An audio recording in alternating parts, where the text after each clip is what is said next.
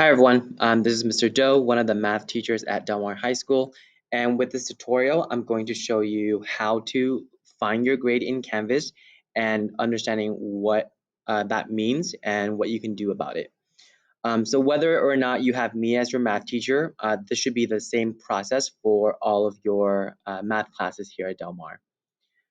So first, you want to find the grades tab in Canvas. So if it's not there, that means one of two things.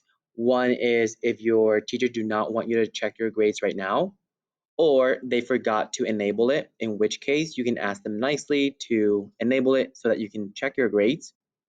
So we'll click there.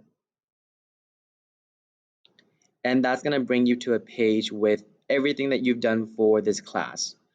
Now, this might be a little bit confusing at first if there's a lot of assignments.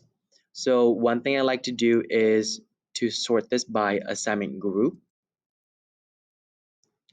And what that does is it'll separate the two categories that we have, which are your level of understanding, which is 100%, and practice and prep, which is 0%. So if you go down here, I have two grades for practice and prep. One is a notebook check, and the other one is group work participation. I got full credit for notebook check, 0 for group work participation.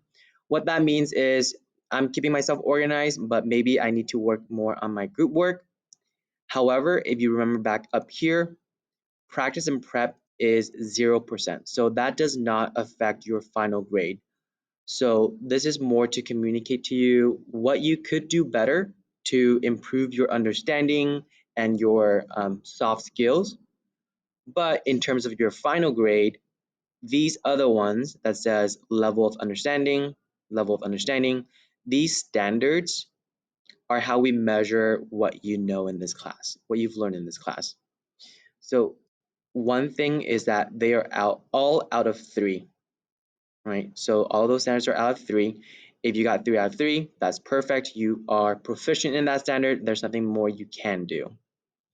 But then if we look further, there are some 2s. That means that you have the foundational understanding of that standard. You could do better.